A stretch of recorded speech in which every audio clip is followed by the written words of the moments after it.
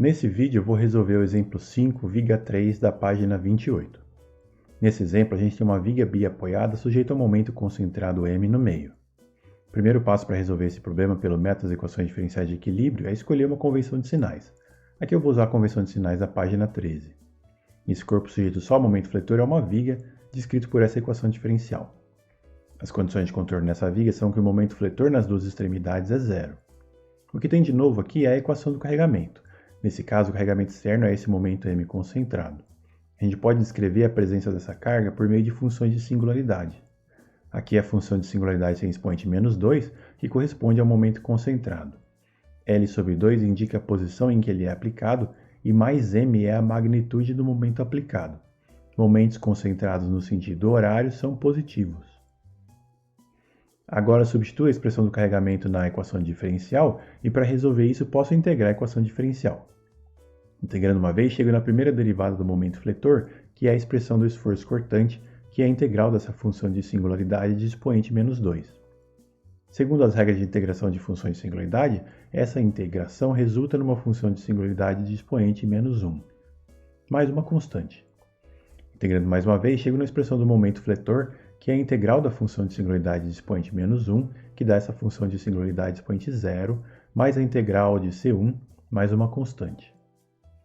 Agora posso substituir as condições de contorno para determinar C1 e C2. Substituindo a condição de que o momento fletor é zero em x igual a zero nessa expressão, resulta nisso. Em x igual a zero, x é menor que L sobre 2, então essa função de singularidade dá zero. Mais C1 vezes zero, mais C2 igual a zero, então C2 igual a zero. Substituindo a condição de contorno de que o momento fletor é zero em x igual a L, resulta nisso. Aqui corrija na sua apostila. Isso é x igual a L. Em x igual a L, x é maior que L sobre 2, então essa função de singularidade vale o polinômio x menos L sobre 2 elevado a zero, que dá 1. Então esse termo dá mais m. Mais C1 vezes x, mais C2 que era zero, tudo isso igual a zero. Daqui sai que C1 é menos m sobre L. Substituindo C1 e C2, a gente chega nas expressões finais para os esforços internos. Aqui na expressão do esforço cortante, aparece essa função de singularidade com expoente negativo. Sempre que aparecer uma função de singularidade com expoente negativo, a gente vai simplesmente ignorar esse termo. Isso corresponderia a uma singularidade na expressão do esforço cortante, quer dizer que o esforço cortante vai para infinito no ponto L sobre 2. Isso não faz sentido físico. Isso aparece aqui só como um efeito colateral, uma consequência da gente estar usando funções de singularidade para representar o carregamento externo. Esse termo de expoente zero ou maior que zero, esse sim faz sentido físico. Ele representa o salto no momento fletor em L sobre 2 devido à aplicação do momento concentrado. Mas esse termo singular não tem sentido físico, então a gente só ignora isso. Com isso, o esforço cortante é só essa constante negativa em toda a viga. Aqui eu plotei essa constante.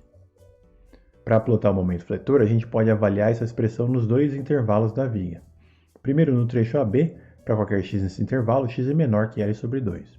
Então, essa primeira função de singularidade vale zero, e o momento fletor é esse polinômio de ordem 1, que é uma reta decaindo. No ponto A, x igual a zero, o momento fletor vale zero. No outro extremo do intervalo, ponto B, x igual a L sobre 2, essa expressão vale menos m sobre 2. Então, no primeiro trecho, o momento fletor é uma reta que decai de 0 até menos m sobre 2. No segundo trecho, no trecho BC, para qualquer x nesse intervalo, x é maior que L sobre 2. Então, essa função de singularidade vale o polinômio x menos L sobre 2 elevado a zero, que vale 1. Então, esse termo vale mais m. O que acontece aqui é que o momento fletor fica com a mesma expressão do primeiro intervalo, uma reta decaindo, só que a partir de x igual a L sobre 2, esse polinômio fica somado de uma constante igual a mais m. Por isso que o diagrama fica assim. O momento fletor continua decaindo com a mesma inclinação, exceto que tem esse salto de mais m em x igual a L sobre 2. Veja que o diagrama de momento fletor começa e termina em zero, que satisfaz as condições de contorno nos roletes.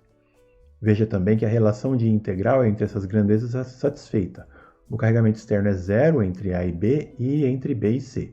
A integral de zero dá uma constante, que nesse caso deu uma constante negativa nos dois trechos. E a integral de uma constante negativa dá uma reta decaindo, que foi o que deu aqui. O diagrama de esforço cortante é contínuo, não tem saltos, porque essa viga não tem forças concentradas. Por outro lado, a viga tem um momento concentrado mais m no ponto B, e o diagrama de momento fletor indica isso. No ponto B, há um salto, uma descontinuidade igual a mais m. O diagrama pula de menos m sobre 2 para mais m sobre 2 nesse ponto. Por fim, o valor das reações de apoio é indicado pelo diagrama de esforço cortante. Esse diagrama diz que o esforço cortante de x igual a zero, que é o valor da reação no rolete em A, é menos m sobre L. Segundo a convenção de sinais, o esforço cortante nesse lado esquerdo da viga é positivo para cima. Isso quer dizer que o ponto A está sujeito a uma força m sobre L para baixo. Esse diagrama diz que o esforço cortante em x igual a L, que é o valor da reação no rolete C, é menos m sobre L. Segundo a convenção de sinais, o esforço cortante nesse lado direito da viga é positivo para baixo. Isso quer dizer que o ponto C está sujeito a uma força m sobre L para cima. Isso faz sentido físico. Dá para imaginar que esse momento m vai tender a girar a viga dessa forma, de forma que o ponto A vai tender a subir, então aparece uma reação puxando o ponto A para baixo, e de forma que o ponto C vai tender a descer, então aparece uma reação empurrando o ponto C para cima.